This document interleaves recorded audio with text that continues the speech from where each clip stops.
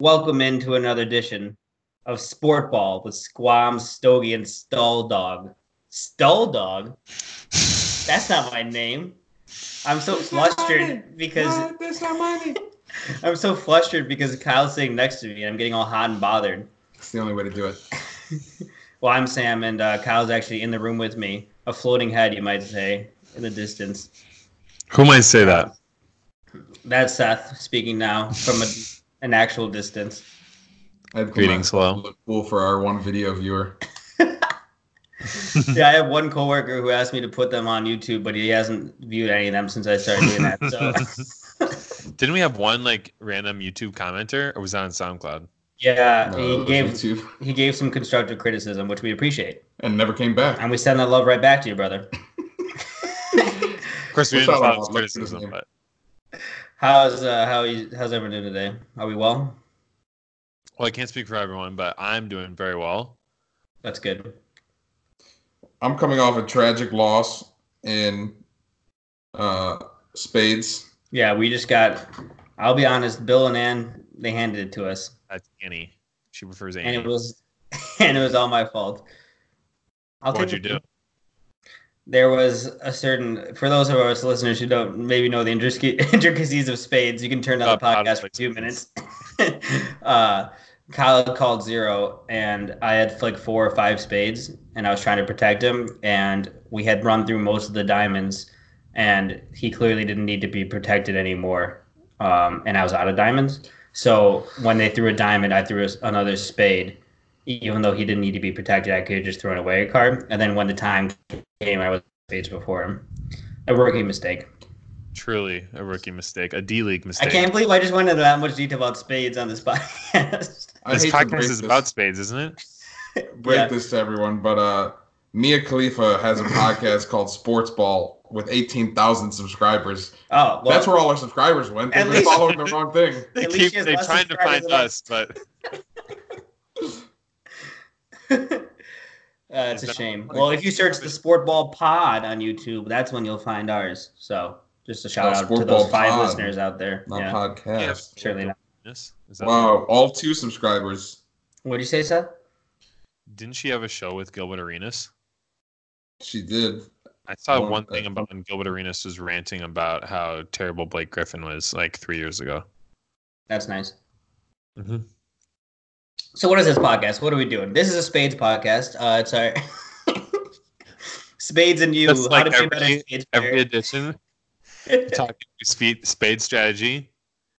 How to maximize user. No, actually, what this is, you fools, this is a NBA Finals preview palooza, dare I say. We're recording this on Tuesday the 28th. The finals begin Thursday the 30th. That must be or something.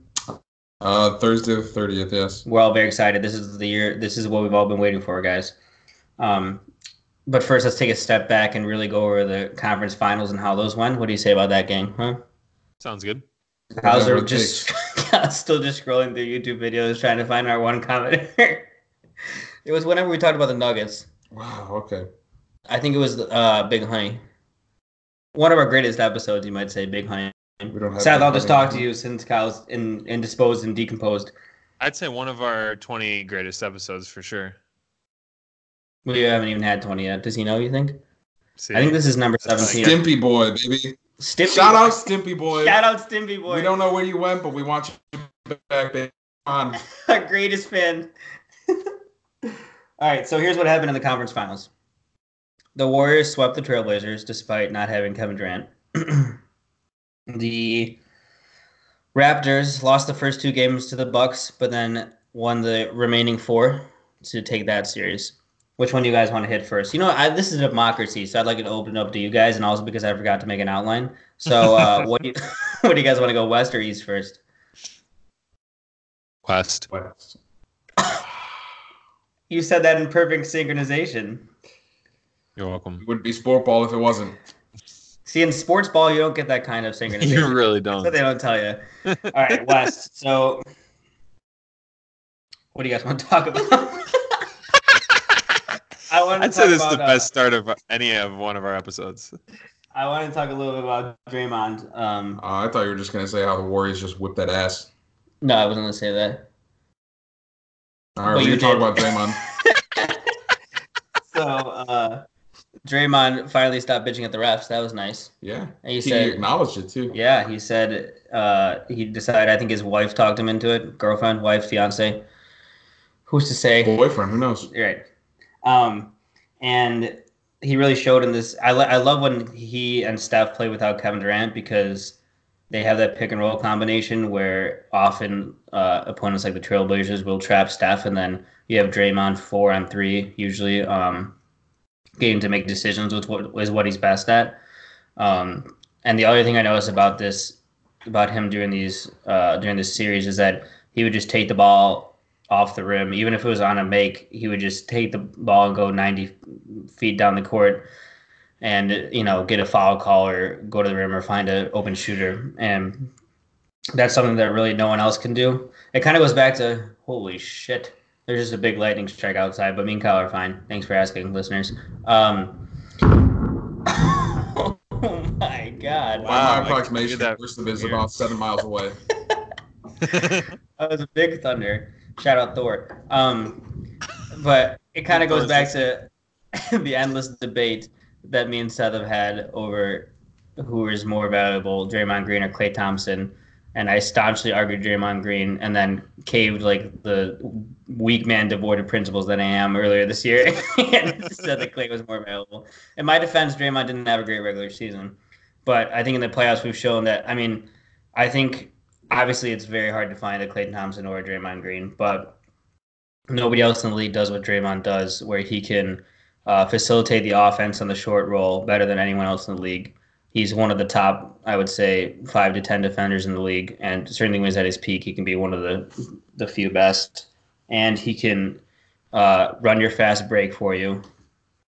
He's an elite rebounder. He's a great defender on bigger players and smaller players. I think it's just really hard to find that kind of utility knife and someone who's just elite at those very important skills that may not always show up on the stat sheet, but more help towards building a successful team.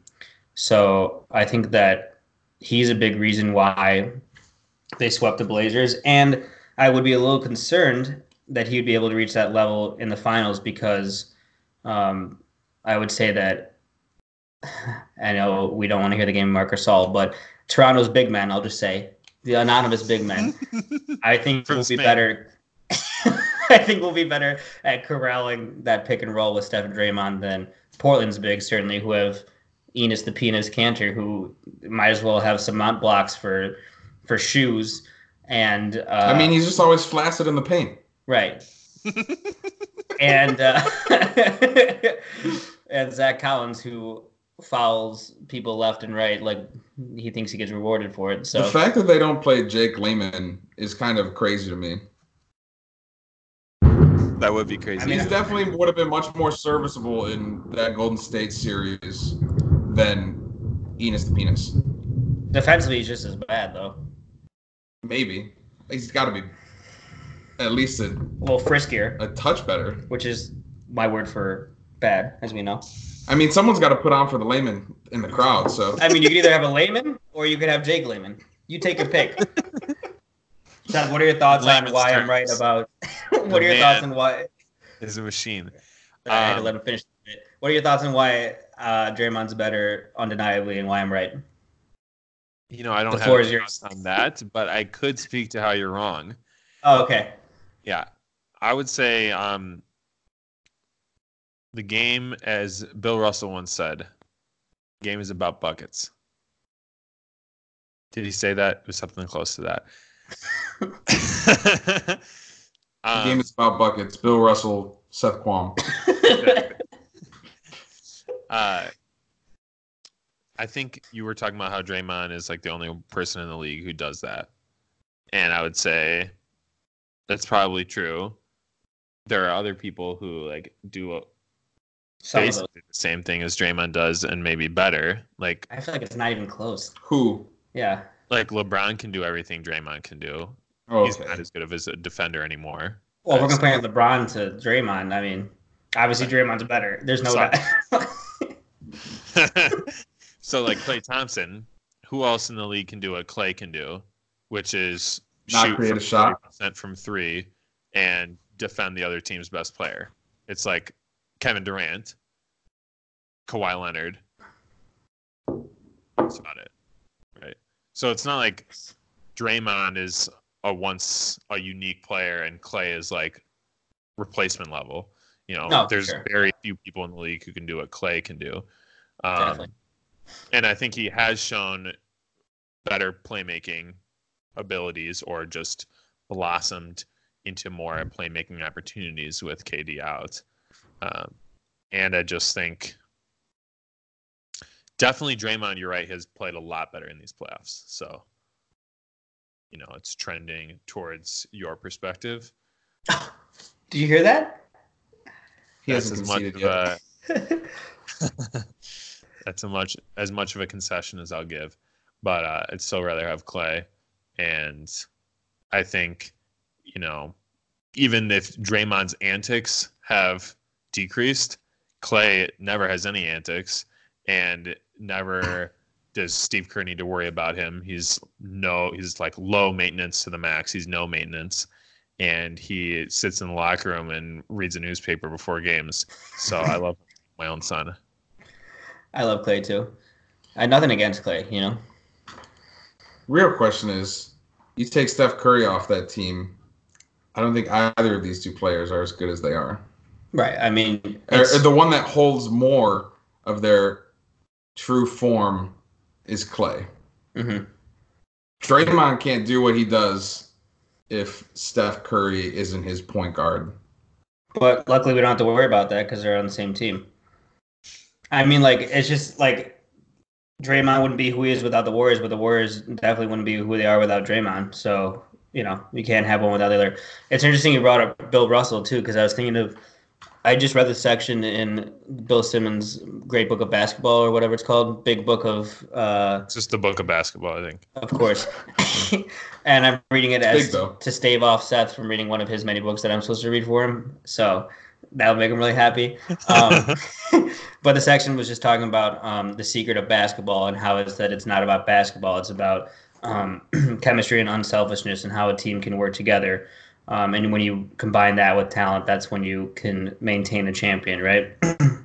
And I think Draymond and Klay, along with Steph, are the biggest proponents of that in the Warriors, right? Draymond's their fiery engine that keeps everyone motivated, gets in everyone's faces, and isn't afraid to challenge other players, right? Whereas Klay, like you said, is this no maintenance player that they don't have to worry about and just blends in with the team really well. And then, you put that on top of the culture that Steph has helped and Steve Kerr have helped to build. That's a huge reason why they have sustained for so long, because you need more than just talent to obviously make 5 finals in a row. So definitely. I think Draymond is just a little bit more volatile. And while it could be argued that part of him that gets everyone going and pumps everybody up is like worth it, I would personally prefer Klay's style. And by the way, the quote was, "The game has always been and will always be about buckets." I love Bill Russell. The man is a legend. I think you just need like a Klay type on your team, low maintenance. We also need like a fuck you guy like Draymond, Yeah, you can say that. Like when we play basketball, we're both the fuck you guys. Who's our fuck Right. you guy? And no one makes any shots. It works out great. Exactly. You guys want to talk about Steph too? And then we can hit the Blazers. I've heard of him. I just was very impressed with the way Steph played and just watching him run on offense through 3 different picks and trace every corner of the court. When I was watching that overtime game, every possession, he was just like a fucking what's something that moves really fast and small. Oh. A small gazelle, and like the entire offense just had to run through him. He would get like 3 handoffs per possession, and he's just the nucleus of their offense, and it's great to watch that without Kevin Durant. So I was really impressed. I mean, it's nice that he showed that he can reach that MVP level when Kevin Durant's not there. Not that I really had any qualms about that, but maybe looking forward, that's a good sign that they can still assert their dominance next year in the West without Kevin Durant if he leaves for New York. KD's gone. Seems Especially after this. You know how much Seems of that a way. fuck you that is to KD with like him going out and everyone just praising Golden State even more. It just we love it. No player wants to be there. Like he's the first, he's the second best, arguably the best player in the NBA, and he's still the second thought of person on his team. If that.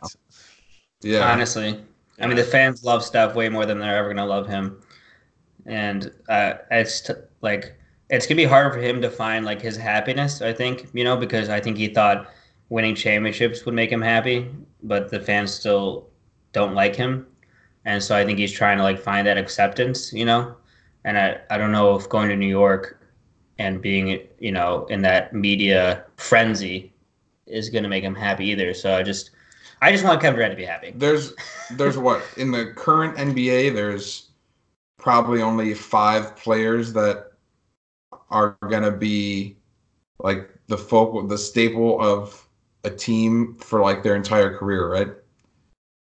Steph, Dame, Probably Giannis. Embiid, and Jokic. I mean, it's hard to say with all those young guys, but that seems to be what's turning that way. Yeah. Well, especially with this player empowerment movement, everyone just wants to sign 2-3 year deals, see what they could do, and if nothing happens, then they just move on. There will probably be, like Russ, as much as he. Russ, yeah. I don't know if I he's don't even a know. star. Russ he might be gone within the next couple of years. Maybe not on his own Possible. doing though. They might try to trade that contract. Yeah, I mean there's definitely we're seeing less and less of that. John Wall. Yeah.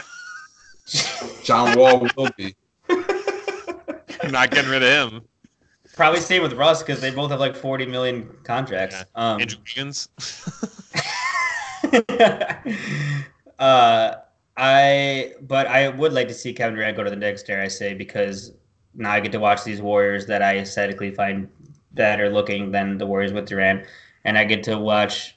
I mean, who doesn't want to watch KD try to save the Knicks? I mean, especially without Zion. Yeah, it'll be fun. It's going to be an insane offseason. Yeah, it really is. Insane. I mean, the list of players that are free agents. I mean, you have Kawhi, right? Kawhi's going to win a championship and then just walk out and leave as the greatest Raptors player to ever play. I mean, in one season. The funny thing is, no matter which team wins the championship, probably their best player is going to leave. A top 5 player in the NBA is leaving from a championship squad which has never happened before. Really, the best player on the finals team has never left. What's that? I could see Kawhi staying if they win. Yeah, I think there's a less than 0% chance. I think you're giving less Kawhi than 0? credit for. Yeah. I think you're giving Kawhi credit for feelings he doesn't have. Let's be honest here. I mean, the funny thing is both Kawhi and KD are so unknowable, right? They're just like such enigmas, and they're often snippy, and they're like sometimes emotionless, and it's just hard to know what they want. KD's got a lot of emotions. The man has fake Twitter accounts. Yeah, I guess it's true. Just to clap back. Hard to read him.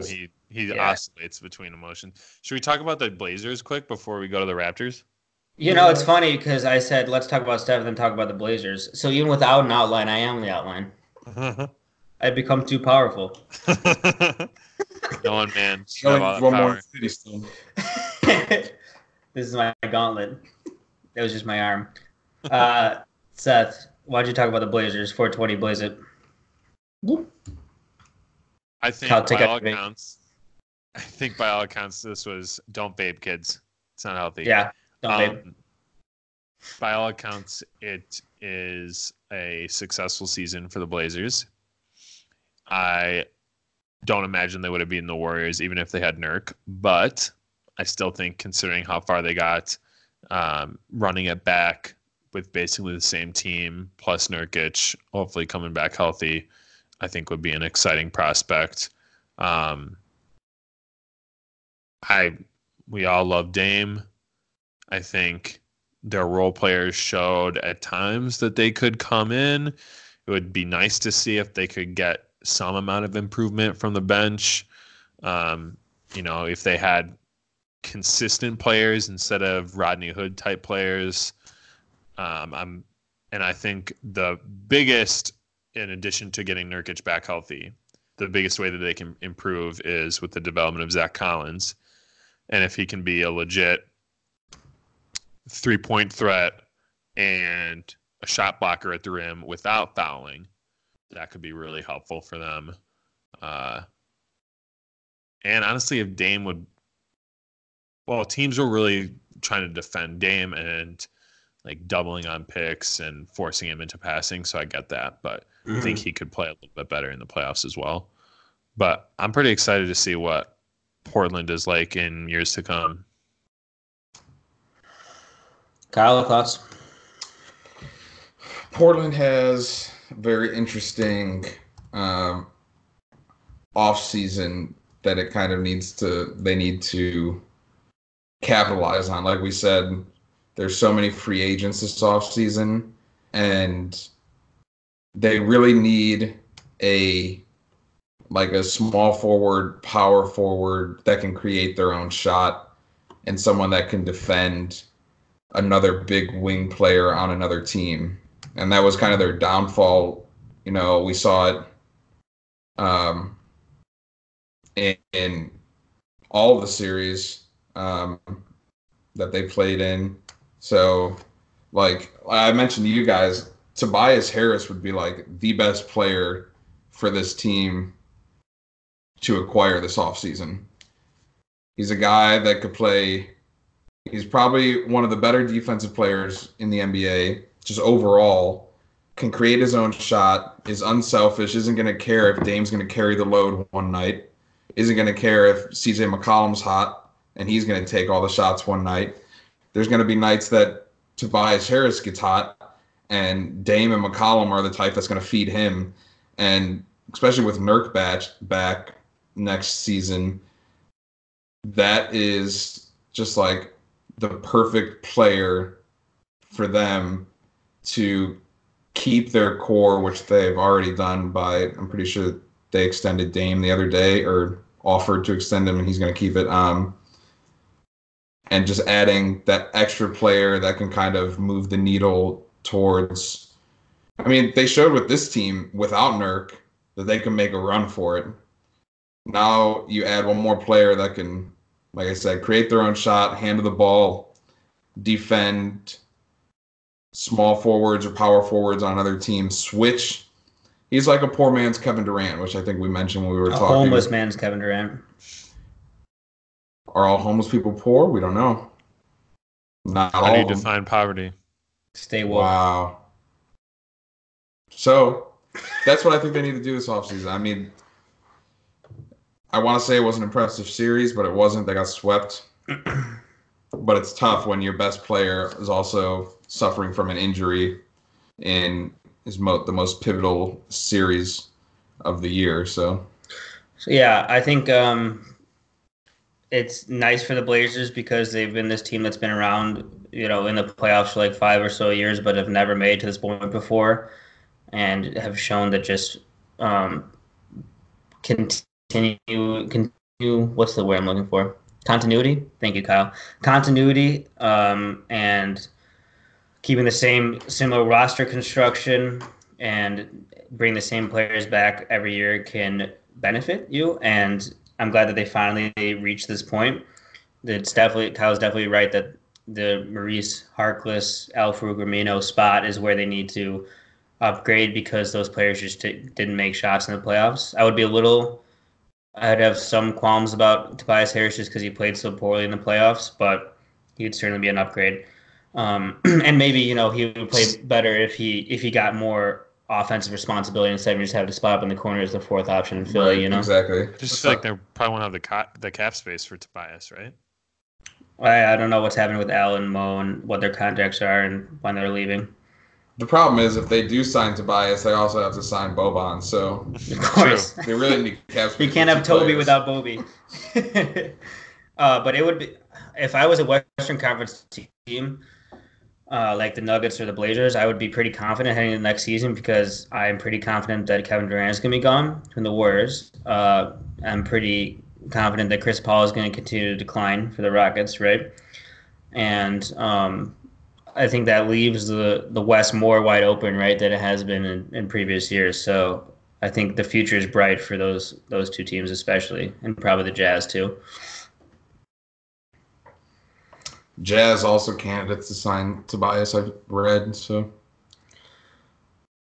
yeah, any one of those teams could use it. I mean, the Nuggets too. Nuggets would be incredible as well. Oh yeah. Also, we should touch on we had that big Damian versus Steph debate, and they just played each other. Now Damian was injured, so perhaps not a fair fight. But Steph did score 36, 37, 36, and 37 points. Is that good? And Damian struggled a bit. He scored 19 in a couple games, and then like 23 and 28, I think. So obviously was outplayed by Steph. But like Kyle said, it's much harder, right, to score when if you take away the only option, right? So they just trapped Damian in every pick and roll, and he wasn't able to really score like you'd want him to. But I think it was just I don't know, any comments on them playing each other? I mean, my stance remains the same. I would say Steph played really well. I don't blame Dame for how he played. Defense was tough on him, a bit injured. But I still think Steph was better to begin with. So yeah, it's a tough debate to have when a player that I want to argue for is injured. So yeah, right. Yeah, I heard Draymond actually kneed him in the balls. That's why he was injured. I'm kidding. It's not true. Wouldn't be It was surprised. a poor attempt at the joke, but at least a chuckle would have been fine for future reference. Okay, that's how Kawhi laughs. Well, speaking of which, what a transition. Let's recap the other series, the Eastern Conference.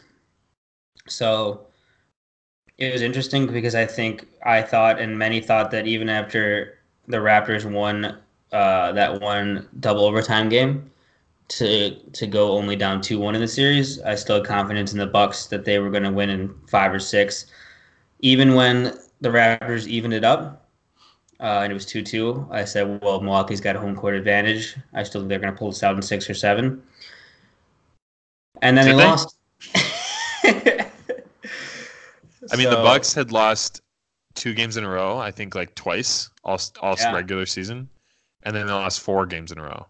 It's like, that's wild. But the big change that really got them going was putting Kawhi and Giannis on defense, which Seth, I think you mentioned in the last podcast, and lambasted I don't think us. he said anything about it. Well, the thing is, he lambasted us for disagreeing with it, but all we said it was, it'll be Kawhi or Pascal. We just said it won't be Mark. That's what I remember. I don't remember any of it. Although Marc Gasol is my savior, and whoever he wants to guard is fine with me. Okay, I'm not going to argue with him. Do you think they'll put Mark on Steph this matchup? Undoubtedly. I think he's going to cover all 5 players. Just see everyone else, strip him down, and have him cover everyone. Will they even bother playing any other players on the court? Or okay, but honestly, they would have no chance if Jonas Valanciunas was in every pick and roll in this next series. That's all I'm saying, okay? Yo, Jonas was nice for Memphis this year. I'm not going to lie. Jonas could not cover pick and roll if it slapped him in the face. They just play Serge. Yeah, well, Serge is not as good. Fair. There, I made my point. So a lot of people are talking about like the benches and how the Raptors bench played so well, and they definitely did in the last 4 games. But I feel like it just comes down to Kawhi played better than Giannis, and those are the 2 best players in the series. And I think that Giannis, especially the Kawhi, and wasn't able to really take over games in the fourth quarter in the clutch situations. Like hopefully he will be able to be in the future when he gets at least an average jump shot. I mean, LeBron dealt with that early in his career too, where players would just wall him off like they did Giannis. Yeah, that was honestly the deciding factor, and that's why I was kind of skeptical about the Bucks in the first place. Was just the fact that like they did construct the perfect team around Giannis, and I've talked about it already, but they had no backup plan. Mm-hmm. Like, right. 1A is Giannis drives. He either gets fouled or he makes a basket, or he takes a couple steps with the basketball towards the basket and kicks out. And if the defense isn't ready, then you got an open player. But Toronto played fantastic defense and defended those three-point shooters so well. They didn't really have any open shots. And once that happens, Giannis couldn't do anything to take over because he had no secondary move. Right. And the Raptors are real defensive. I mean, if you trot up a lineup of Kyle Lowry, Danny Green, Kawhi, Pascal, and Marc Gasol, I mean, those are all smart, lengthy, just good men, you know? Just a few good men.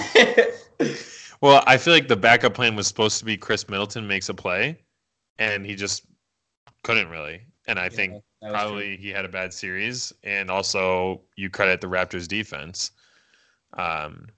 Is Chris is a free agent this summer, is he not? Yeah, I believe he is. He is. Do you think they bring him back? What else are they gonna do? No one's gonna want to come to him. Do they have the money to bring him back? Because don't they have to? Oh, Giannis is next summer, right? I think they'll bring him back. Yeah. I think they're really regretting $70 million for Eric Bledsoe. That's what I think. Yeah. He can't That was the even other play. thing. Bledsoe was terrible. He was garbage.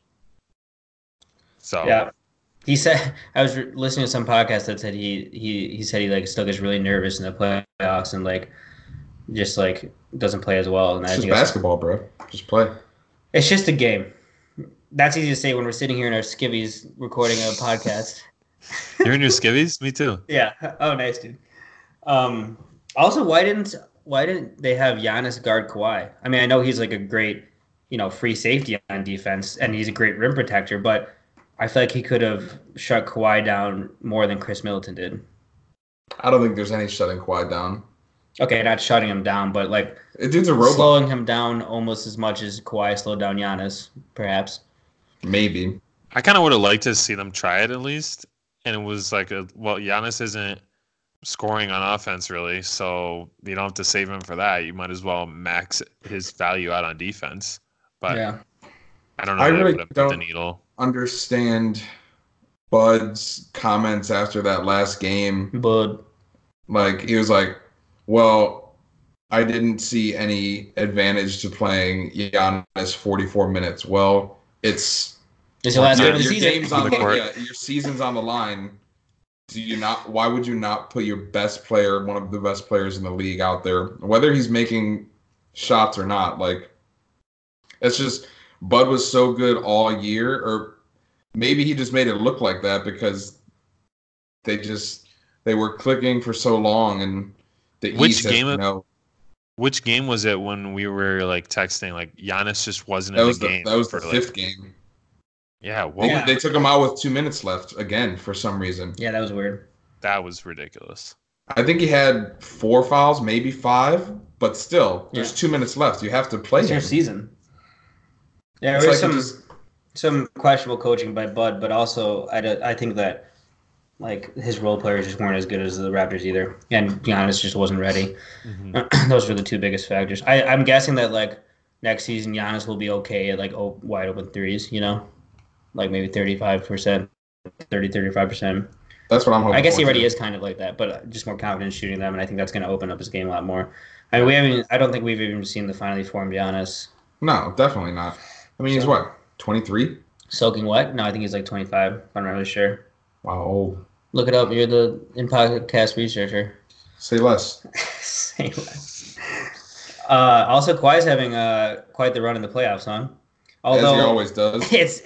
Everyone's like, oh, this is such a legendary run. And I was looking at this post on Reddit that 24. Thank you. Yep. That compared, so right in between our two guesses, that compared Kawhi's run through 18 games of the postseason this season to LeBron's last year. And LeBron had more points scored, more rebounds, more assists, more steals, and more blocks. He had like almost 80 more assists. So it's just funny that we forget so soon. How does Kawhi's run compare to Marc Gasol's? There's no comparing to Marc Gasol's run. The man runs out there every game, butt-ass naked, and defends all 5 positions. Who can compete with that? But Kawhi, I mean, he is having a great playoffs. I mean, he's no LeBron, but he's reaching a level close, Yeah. It's like he's built for the playoffs. Based on everything we've seen in his history in the NBA, that man is literally just built for the playoffs. It's funny because when you get to the playoffs, like during the regular season, I feel like you can have a glaring weakness and still be an elite player, like Giannis, say, right? But when it comes to the playoffs, the Kevin Durant's and the Kawhi Leonard's always win because they have no weaknesses in their game. They can shoot from anywhere, and they can make any I kind don't of understand shot. how some of those games he took over 30 shots and I didn't even know it. Yeah. Seth, what are you gonna say?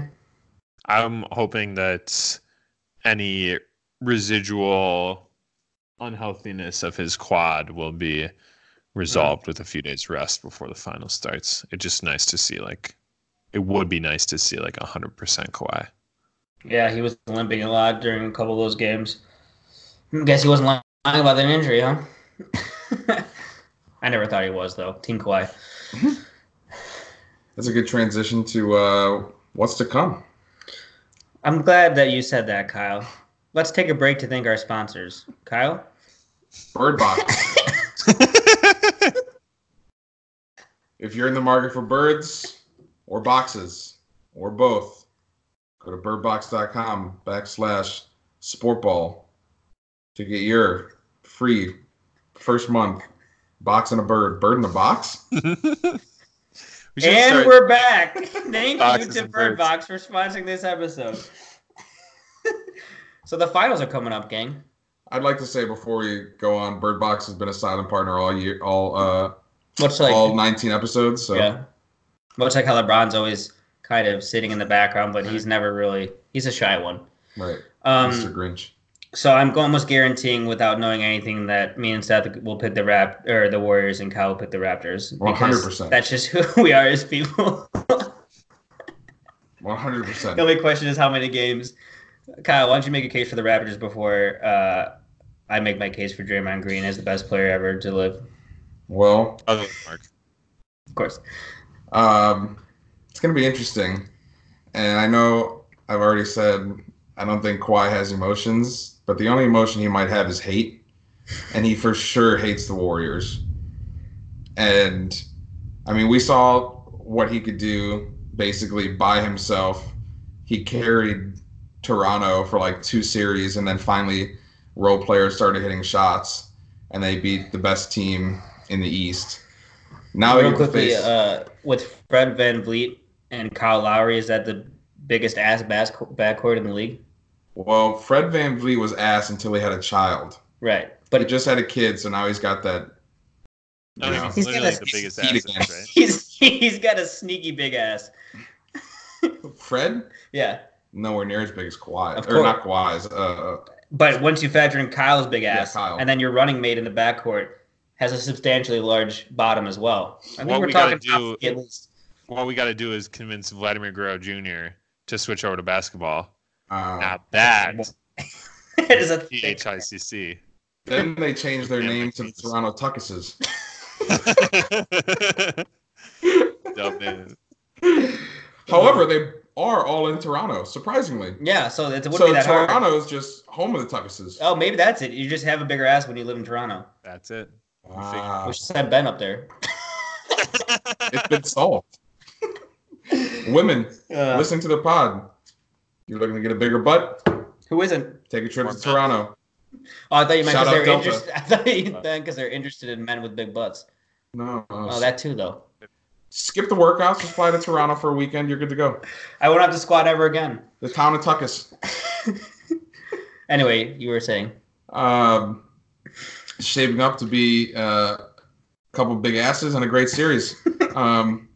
But no, in all seriousness, the I don't know, man. I just really have a feeling. One, I've been saying the Warriors aren't going to win this year all year, so I can't back down now. We've made it this far.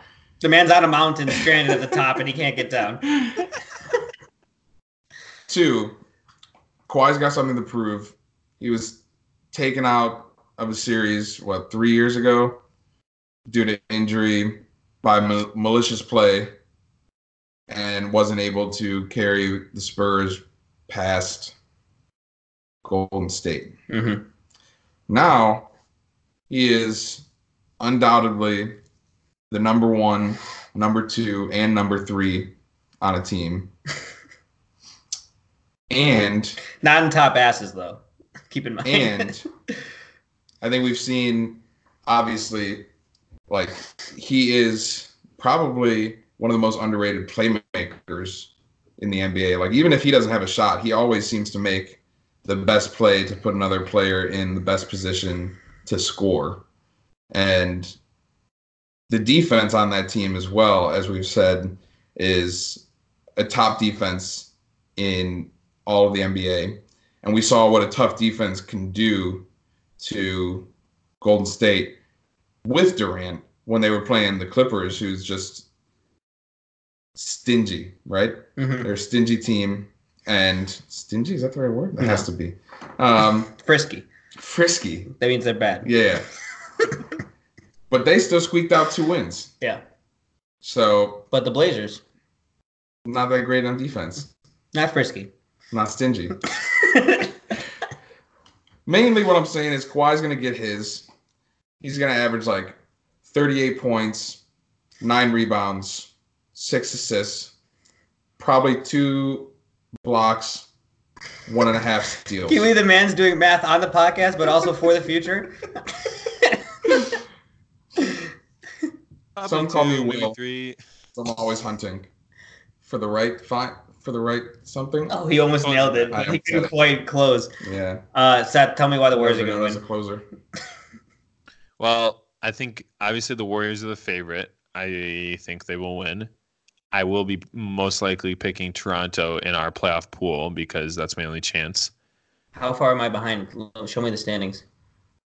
I'm like second to last, so. But Sam, you're in third. You have 23 points. Drew has 26. Seth, you're in third too. No, he's no, not. I'm not. Seventh. He's in seventh. Loser. Well, only Drew's going to person pick the doing- Raptors for sure. I'm ahead of Matt though. Why? Why would he pick the Raptors? Because he always picks like the other team. He hates the Warriors.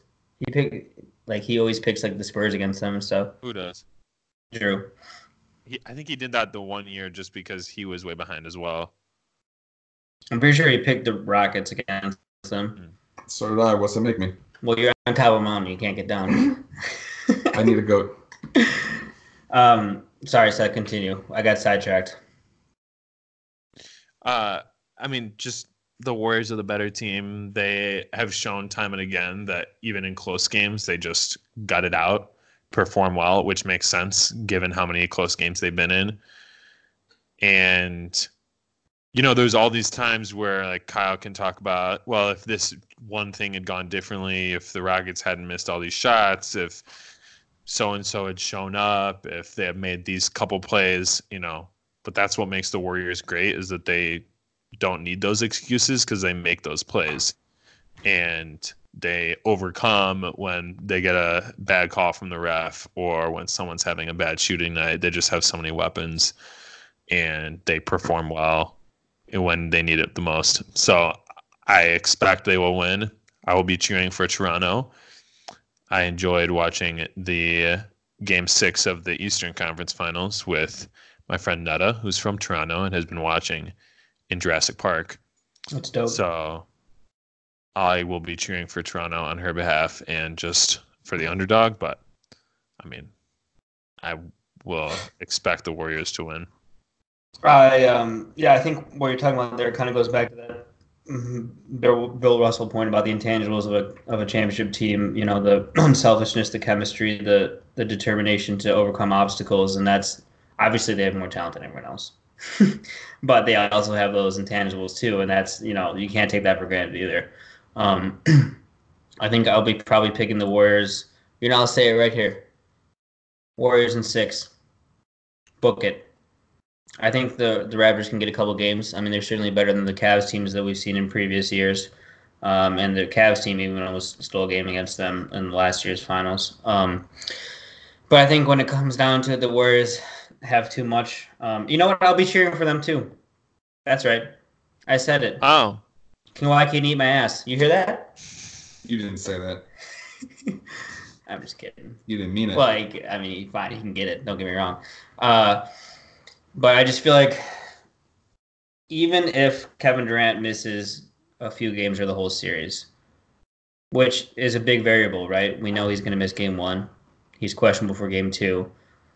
Beyond that, we don't know. They're not really telling us the extent of the injury. I still think that even though Marcus Gasol is a better defender, or whoever the center is for the Raptors is a better defender than the big men of the Blazers, I still think they're going to be able to corral that Draymond and Steph pick and roll. And I think you're going to get a Klay Thompson hot streak game.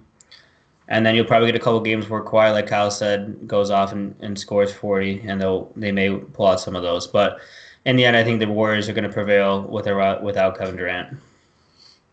Raptors in 6. A gentleman's bet, perhaps? How many did you say? You said 6? Yeah. You want to bet 20? Yeah. Video evidence of us shaking for our 0 YouTube watchers. I'll probably pick Raptors in 5 for that fool. He waited until we both did it, you fool. I was thinking 5 too, just with those 2 extra points are big for this last round, especially for me. Yeah. So I just get to pick whatever I think is correct because I have built a sustainable point total from my good picks from previous rounds. Oh, you're so smart and you did so good. Way to go. It's all variance and you're just on the right side of it. Yeah, well, I may be the right side of variance, but you're on the left side of my heart, baby. I'm on the right. I'm on the left. Don't you know that? Yeah, it's the soft spot. Kyle's is the hard spot. What would be the best thing to happen for us just for comedy's sake? They win 2 games without Durant. Durant comes back. They immediately lose the next 2 games. Or they just sweep him without Kevin, and Kevin goes to the Knicks after not playing the finals at all. Or they're down 0-2. Kevin Durant comes in as the savior. He wins them the next 4 games, and they take the finals. He takes them to the finals MVP, and then whisks himself away to the Knicks. What I'd like to see the most is Warriors go up 3-0. Durant comes back for game 4, and then they lose 4 in a row. Never happened in any playoff series, let alone in history.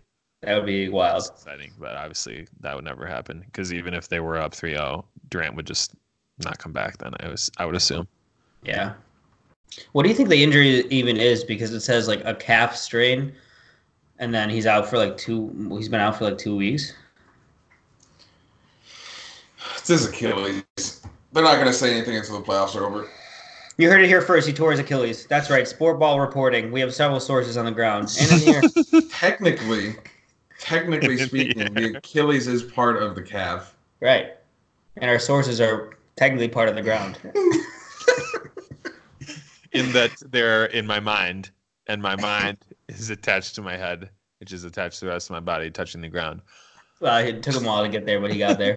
We knew he would. Final thoughts, boys. Now's your time. Say anything. Say something wild. I don't care. Something wild. I don't care. Nice one, dude. So, we got to watch these games somewhere, right? Probably my place. Yeah. I do have a nice news 55-inch. We can watch it with your new dog. Ooh, it's going to be a great finals for me. Yeah. Get to play with Kyle's puppy. Right, yeah. Some news for the pod. Got a dog. Oh, I was talking facetiously when I said playing with your puppy. I meant your, Right, yeah. right. But he did actually get a puppy. Adorable little thing that loves to bite. Yeah. Gotta love it. Can't wait till it nibbles me. Do you see my hands? Look at all these scars. Wow. Looks like you've been in a sword fight with a puppy. It looks like I've been attacked by an eagle. The puppy is a sword? I don't think eagles really attack like that. They're talons, though. Nice use of the word talons. It's one of my talents. Nice one, dude. All right. Any other thoughts? I know you usually have final thoughts, and you love when I comment on that. You talking to me? No, someone else. All right. Well, I guess this has been the podcast that everyone asked for and deserved and wanted, right, boys? That's right. At least some.